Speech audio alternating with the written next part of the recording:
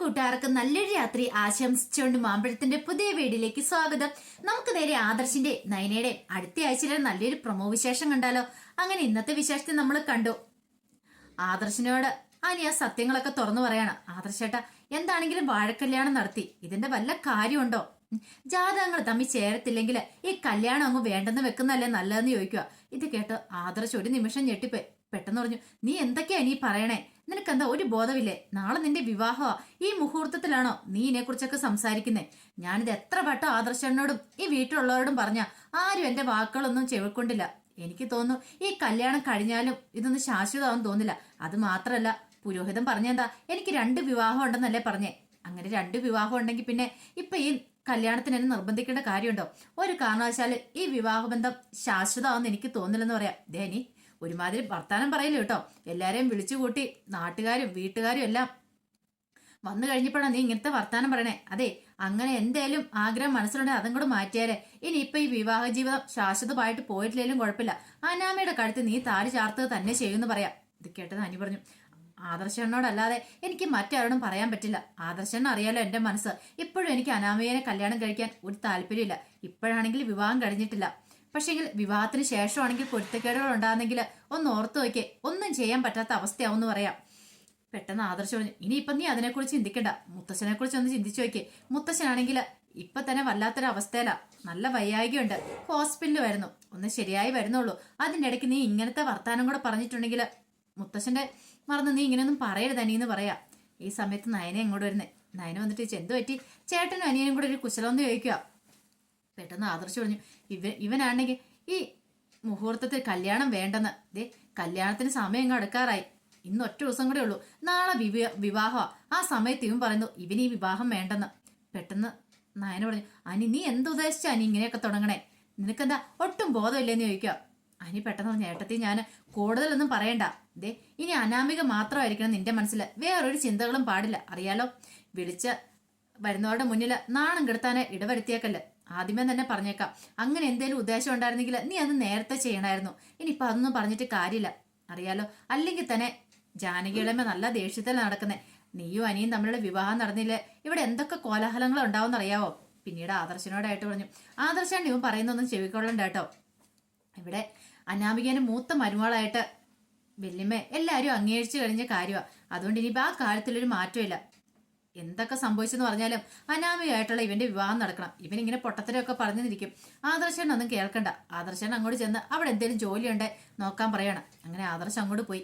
ഈ സമയത്ത് അനിയോട് നയന പറഞ്ഞു, എത്ര വട്ടം പറഞ്ഞ അനിയോട് ഞങ്ങള് വീണ്ടും നീ എന്താ ഇങ്ങനെ? ഒരു കാര്യം ഞാൻ പറഞ്ഞേക്കാം, ഈ വിവാഹം നടന്നില്ലെങ്കിൽ ഞാനും ചേച്ചി അതോടൊപ്പം നന്ദുമല്ല ഈ വീടിന്റെ പടി ഇറങ്ങേണ്ടി വരും. നിനക്കറിയാലോ, ഇന്ന് തന്നെ ജാനികളമ്മ പറഞ്ഞ കാര്യങ്ങളൊക്കെ നിനക്കും അറിയാവുന്നല്ലേ. ഇനിയിപ്പൊ നീ എല്ലാരെയും കൂടെ അത് അറിയിക്കണോ? ഈ വിവാഹം നടക്കാതെ വന്നാ ഇളയമ്മ എന്തൊക്കെ വിളിച്ചു പറയുമെന്ന് അറിയാവോ? ഇതെല്ലാം കേട്ട് കഴിഞ്ഞപ്പോ മുത്തശ്ശൻ വെറുതെ ഇരിക്കുമെന്ന് തോന്നുന്നുണ്ടോ? ഒരു കാരണവശാലില്ല. അമ്മയും വെറുതെ ഇരിക്കത്തില്ല. പിന്നെ ഞങ്ങളും പുറത്താണ്ട് വരും. ഞങ്ങൾ പുറത്താകുന്നതിനും കുഴപ്പമില്ല. പക്ഷെ നിന്റെ ജീവിതം തകരും, നന്ദുവിന്റെ ജീവിതം തകരും. ഇതൊക്കെ നിനക്ക് അറിയാവുന്നല്ലേ. നീ ഇനിയെങ്കിലും ഒന്ന് ചിന്തിച്ചു നോക്ക്. ഇത് കേട്ടതെന്നാ അനി പറഞ്ഞു, ഇനിയിപ്പൊ ഞാനായിട്ടൊന്നും പറയുന്നില്ല, ഞാൻ പറയേണ്ട കാര്യം ഞാൻ പറഞ്ഞു. ഇനി അവസാനം എല്ലാരും കൂടെ എന്നെ കുറ്റപ്പെടുത്തിയേക്കല്ലേ. ഏതെങ്കിലും ഒരു കാര്യത്ത് എന്തെങ്കിലും പ്രശ്നം വന്നിട്ടുണ്ടെങ്കിൽ എന്നെ കുറ്റപ്പെടുത്താൻ വന്നേക്കല്ലെന്ന് പറയണം. പിന്നീട് അനി അങ്ങോട്ട് കയറി പോവാ.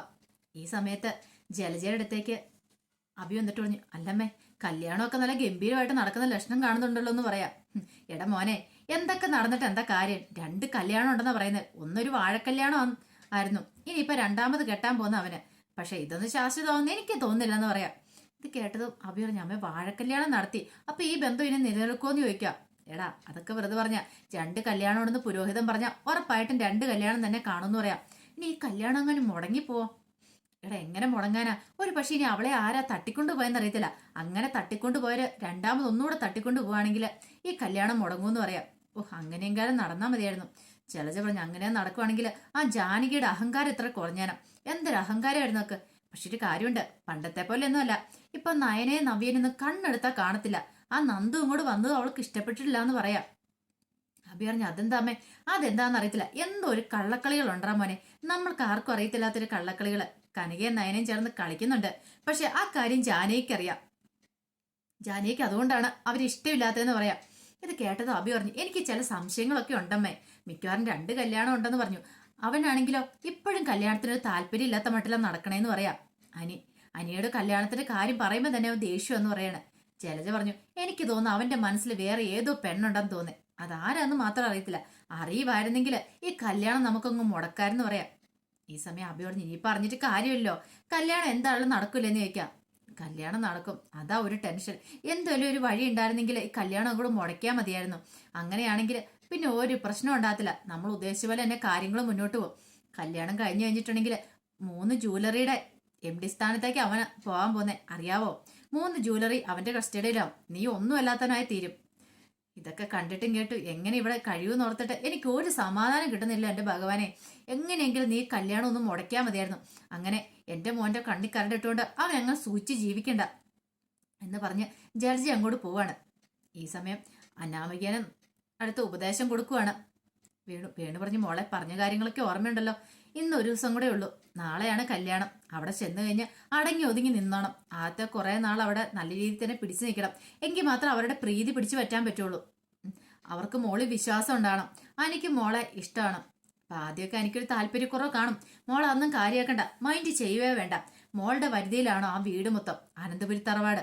അങ്ങനെ മോള് പറയുന്നതെല്ലാം അനുസരിച്ച് അവര് മോളുടെ വരുതിക്ക് വരണം. പിന്നെ വേണം നമ്മൾ ഉദ്ദേശിച്ച പോലെയൊക്കെ കാര്യങ്ങൾ മുന്നോട്ട് നടക്കാനായിട്ട്. കോടികളുടെ ആസ്തിയാ ഈ പറയുന്ന എനിക്കും കാണും.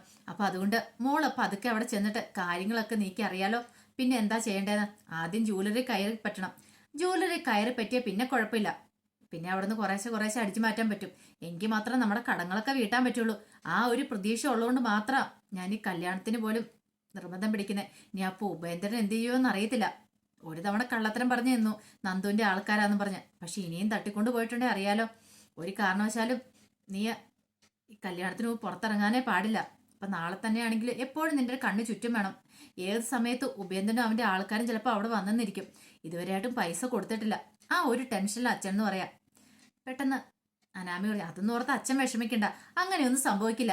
ഇനി എന്തെങ്കിലും സംഭവിച്ചാൽ പോലും അതെല്ലാം ഞാൻ നന്ദുവിന്റെ തല കെട്ടിവെച്ചോളാം. നന്ദു ചെയ്ത പരിപാടിയാന്ന്, അതുകൊണ്ട് ആർക്കും ഒരു സംശയം തോന്നത്തില്ലെന്ന് പറയാം. ഈ സമയം അങ്ങോട്ട് വന്ന രേവതി പറഞ്ഞു, ഒരു കാര്യം ഞാൻ പറഞ്ഞേക്കാം, അച്ഛനും മോളും കൂടെ വലിയ വലിയ പ്ലാനുകളൊക്കെ നടത്തുന്നുണ്ട്. ആ പ്ലാനുകളൊക്കെ വിജയിക്കണം. എവിടെയായാലും ഒരു ഫാൾട്ട് പറ്റിപ്പോയിട്ടുണ്ടെങ്കിൽ നിന്റെ കള്ളത്തരം എല്ലാം പിടികൂടും. പിന്നെ എന്താ സംഭവിക്കാൻ പോകുന്ന അറിയാലോ. മിക്കവാറും അച്ഛനും മോളും മാത്രമല്ല ഞാനും കൂടെ പോയി ജയിലിൽ കിടക്കേണ്ട വരുമെന്ന് പറയാം. ഇത് ഏട്ടൻ വേണു പറഞ്ഞു, അങ്ങനെയൊന്നും സംഭവിക്കില്ലടേ, നിന്നെ പോലൊന്നും അല്ല. എന്റെ മോക്ക് നല്ല ബുദ്ധിയുണ്ട്. എവിടെ ചെന്നാലും എങ്ങനെ പിടിച്ചു നിൽക്കണമെന്നൊക്കെ അവക്കറിയാന്ന് പറയാം. ഇത് കേട്ട അനാമി പറഞ്ഞു, ശരിയാ, അതിന്റെ ആദ്യത്തെ പടിയല്ലാച്ചാ ഞാൻ കഴിഞ്ഞ ദിവസം ജാനകി ആന്റിക്ക് കൊടുത്ത ഒരു വമ്പം പണി. കാരണം ആന്റി ഇപ്പോഴും വിശ്വസിച്ചുകൊണ്ടിരിക്കുന്നത് എന്നെ തട്ടിക്കൊണ്ട് പോയത് നന്ദുവിന്റെ ആൾക്കാർ വന്ന ആ ഒരു വിശ്വാസം ഉള്ള നല്ല. ഇനി എനിക്ക് അവിടെ ചെന്നാലും എന്നെ ആയിരിക്കും ആ വീട്ടിലെ മരുമോളായിട്ട് അവർ അംഗീകരിക്കാൻ പോകുന്നത്. അല്ലെങ്കിൽ തന്നെ അംഗീകരിച്ചു കഴിഞ്ഞിട്ടുള്ള മറ്റേ അവൾമാർ 2 പേര് ഇതുവരായിട്ട് അംഗീകരിച്ചിട്ടില്ലെന്ന് പറയാം.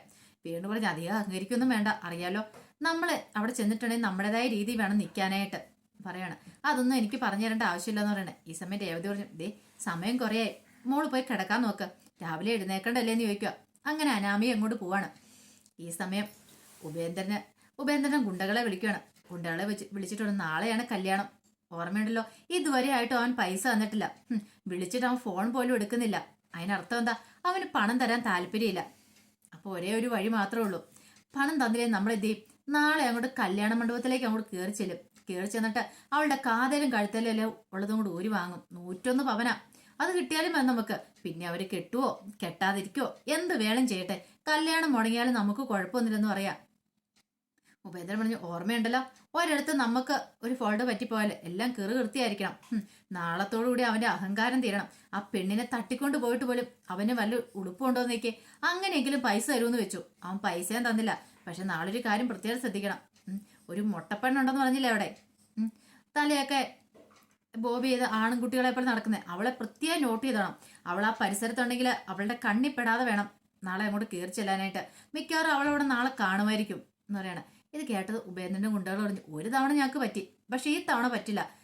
അങ്ങനെ ഒരു പറ്റില്ല. ഞങ്ങൾ പറ്റുന്നത്രയും ഗ്യാങ്ങുകളുമായിട്ടായിരിക്കും അങ്ങോട്ട് പോകുന്നത്. നാളത്തോടു കൂടി ഒരു കാര്യത്തിന് തീരുമാനമാവെന്ന് പറയാം. അങ്ങനെ ഉപേന്ദ്രൻ അത് പറയാണ്. അങ്ങനെ പിറ്റേ ദിവസം നേരം വെളുത്തു. ഈ സമയമൊക്കെ രാത്രിയിൽ നയനക്ക് നല്ല ടെൻഷൻ ഉണ്ടായിരുന്നു. എന്താ സംഭവിക്കാൻ പോകുന്ന അറിയത്തില്ല. നാളെ കല്യാണമാണ്. ഈ കല്യാണം എത്രയും പെട്ടെന്ന് നടന്നു കഴിയുവാണെങ്കിൽ ഒരു സമാധാനം ഉണ്ടായിരുന്നു. ഇനിയിപ്പോൾ ഇങ്ങനെ തീ നിന്ന് കഴിയണ്ടായിരുന്നു.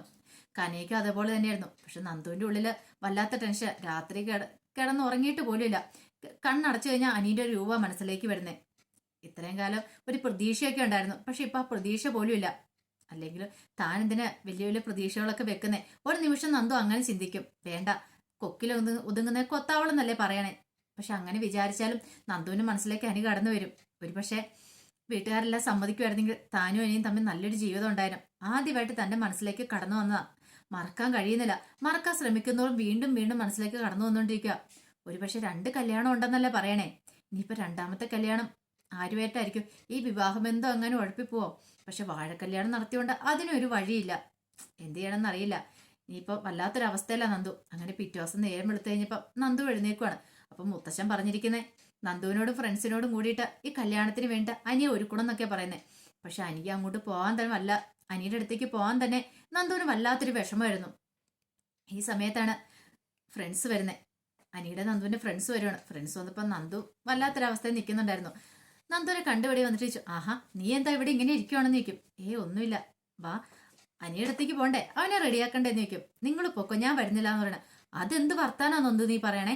നീയും കൂടി ചെയ്യാന്ന് പറഞ്ഞിട്ട് ഇങ്ങോട്ട് വന്നേന്നും പറഞ്ഞ് നന്ദുവിന്റെ കൈ പിടിച്ചങ്ങോട്ട് വലിക്കുവാണ്. ഈ സമയം ജാനകി അങ്ങോട്ട് വന്നു. എന്താ എന്താ അവിടെ നിന്ന് ചോദിക്കുക.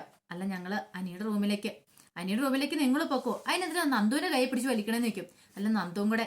അവള് പോവൊന്നും വേണ്ട, അവൾക്ക് ഇവിടെ വേറെ പണിയുണ്ട്, നന്ദു ഇങ്ങോട്ട് വന്നേന്നും പറഞ്ഞ് നന്ദുവിനെ കൂട്ടിക്കൊണ്ട് അങ്ങോട്ട് പോവാം. നന്ദുവിന് മനസ്സിലായി താൻ അനിയുമായിട്ട് സംസാരിക്കരുത്, അതിന് വേണ്ടിയിട്ടാ ജാനകിയളമ്മ ഈ പരിപാടി കാണിക്കണേന്ന്. നന്ദു ഒന്നും മിണ്ടിയില്ല. നന്ദു അങ്ങോട്ട് ചെന്നപ്പം ജാനകി, ഒരു കാര്യം ഞാൻ പറഞ്ഞേക്കാം, ഇന്ന് അനാമിക അവനുമായിട്ടുള്ള വിവാഹം നടക്കുക, അതിന്റെ ഇടയ്ക്കേക്ക് ഇടങ്കോലിട്ടോണ്ട് നീ ചെന്നേക്കല്. അടങ്ങി ഒതുങ്ങി ഏതേലും ഒരിടത്തും മര്യാദക്കിരുന്നോണം, പറഞ്ഞു കേട്ടല്ലോ. എന്തേലും സെന്റി അടിച്ച് എന്റെ മോനെ കറക്കിയെടുക്കാനെങ്കിൽ ശ്രമിച്ചിട്ടുണ്ടെങ്കിൽ പിന്നെ നീയും കാണില്ല, നിന്റെ ചേച്ചിമാരും ഈ വീട്ടിൽ കാണത്തില്ല, പറഞ്ഞു കേട്ടല്ലോ. ജാനകിനെ നിനക്ക് ശരിക്കും അറിയത്തില്ലാഞ്ഞിട്ടാന്ന് പറയണം. നന്ദു പറഞ്ഞു, ആന്റി എന്താ ഇങ്ങനെയൊക്കെ പറയണേ? എനിക്ക് അങ്ങനെ ചിന്തയൊന്നും ഇല്ലെന്ന് പറയണേ. ഇനി ചിന്ത ഉണ്ടേലും കൊള്ളാം, ഇല്ലേലും കൊള്ളാം. പിന്നെ അനാമികമോളാ വരാൻ പോന്നെ. മുമ്പ് കാണിച്ച പോലെ എന്തേലും തരവഴിത്തരങ്ങൾ കാണിക്കാനുണ്ടെങ്കിൽ അതങ്ങോട്ട് മാറ്റി വെച്ചേരെ. ഇനി അവളെ തട്ടിക്കൊണ്ട് പോയിട്ട് ഈ കല്യാണം മുടക്കാനെങ്കിലും വല്ല ഉദ്ദേശം ഉണ്ടെങ്കിൽ നീ പോലീസ് സ്റ്റേഷനിലായിരിക്കും കയറാൻ പോകുന്ന അറിയാലോ. പിന്നെ അവിടെ നിന്ന് നീ ജയിലിലേക്കും. കൂടുതൽ എന്നെ കൊണ്ടൊന്നും പറയിപ്പിക്കരുതെന്ന് പറഞ്ഞിട്ട് ജാനകി അങ്ങോട്ട് പോവാ. നന്ദുവിന് വല്ലാത്ത വിഷമമായിപ്പോയി. ഈ സമയത്ത് ഇവിടുന്ന് ഓടിപ്പോയാലെന്ന് പോലും ഒരു നിമിഷം നന്ദു ആലോചിച്ചു. കല്യാണത്തിന് വരേണ്ടിയിരുന്നില്ല, വെറുതെ ഇങ്ങനെ ടെൻഷൻ അടിച്ചിരിക്കുമ്പോൾ നയനെ അങ്ങോട്ട് വന്നു. നയന വന്നിട്ട് ചേച്ചി, നന്ദു നീ എന്താ ഇങ്ങനെ നിൽക്കണേന്ന് ചോദിക്കേ. ഒന്നുമില്ല ചേച്ചി, ഇങ്ങോട്ട് വന്നേന്ന് പറയാണ്. നീ എന്താ ഡ്രസ്സൊക്കെ മാറുന്നില്ലേ? ഞാൻ മാറിക്കോളാം, ഇങ്ങനെയാണോ നന്ദു നിൽക്കുന്നേ എന്ന് ചോദിച്ചിട്ട് നന്ദുവിനെ അങ്ങ് വിളിച്ചോണ്ട് പോവാണ്. എന്താ നന്ദു നീ, നിന്റെ മുഖം കണ്ടാ ഇപ്പൊ കരയുന്ന മട്ടിലാണല്ലോ. നീ എല്ലാത്തരത്തും നല്ല ഓടി നടന്ന് കാര്യങ്ങളൊക്കെ നടത്ത്. ഇങ്ങനെ നിൽക്കുന്ന കണ്ടിട്ടുണ്ട് എല്ലാവർക്കും സംശയം തോന്നൂലേ? മുത്തശ്ശി അല്ലേ തന്നെ ചോദിച്ചു, നന്ദുവിന് ഇത് എന്തു പറ്റി? നന്ദു എന്നെ ഒന്നും ആരോടും സംസാരിക്കാതെ ഇങ്ങനെ ഇരിക്കണേ, മുമ്പത്തെ നന്ദു അല്ലല്ലോ എന്നൊക്കെ പറയുകയും ചെയ്തു. വെറുതെ അവർക്കൊരു സംശയത്തിന് ഇടയാക്കണ്ടെന്ന് പറയണം. ഇത് കേട്ടെന്ന് നന്ദു പറഞ്ഞു, ഒന്നുമില്ല ചേച്ചി എന്ന് പറയണം. ഈ സമയം അനിയുടെ ഉള്ളിലൊരു തീയ. കുറച്ച് നിമിഷത്തോടെ കഴിഞ്ഞ അനാമികയുടെ കഴുത്തിൽ താലി കെട്ടേണ്ടി വരും. എന്ത് ചെയ്യണമെന്നറിയില്ല, അനിയിരിക്കുകയാണ്. ഈ സമയം അനാമിക രാവിലെ തന്നെ ബ്യൂട്ടീഷ്യൻ വന്ന് അനാമികനെ ഒരുക്കിക്കൊണ്ടിരിക്കുക. അനാമിക ഭയങ്കര സന്തോഷത്തിലാ. ഇനിയിപ്പോ എന്തായി തീരുമെന്ന് അറിയത്തില്ല. കല്യാണം നടക്കുവോ നടക്കാതിരിക്കുവോ? ഒരു കാര്യം ഉറപ്പാ, ഉപേന്ദ്രന്റെ ഗുണ്ടകൾ അങ്ങോട്ട് വരും. ഗുണ്ടകൾ വന്നു കഴിയുമ്പോൾ സത്യങ്ങളൊക്കെ എല്ലാവരും അറിയും. കാരണം അനാമിക പക്ക ഫ്രോഡാന്നുള്ള കാര്യം എല്ലാവരും അറിയും. അപ്പൊ അതിന്റെ വിശേഷങ്ങളൊക്കെ അടുത്ത ആഴ്ച കാണാൻ പോകുന്നത്. കല്യാണം മുടങ്ങാനാണ് ചാൻസ് കൂടുതൽ. അപ്പൊ നമുക്ക് എല്ലാവർക്കും അതിനുവേണ്ടി കാത്തിരിക്കാട്ടോ. നന്ദു അനിയും തമ്മിൽ ഒന്നാവാൻ വേണ്ടിയുള്ള കാത്തിരിപ്പിലാണ് നമ്മളെല്ലാവരും. അപ്പൊ അതിന്റെ വിശേഷങ്ങളൊക്കെ നമുക്കിനി എല്ലാവർക്കും കാത്തിരിക്കാം. ഒരിക്കൽ കൂടി എല്ലാവർക്കും നല്ലൊരു രാത്രി ആശംസിച്ചുകൊണ്ട് നിർത്തുന്നു. നന്ദി.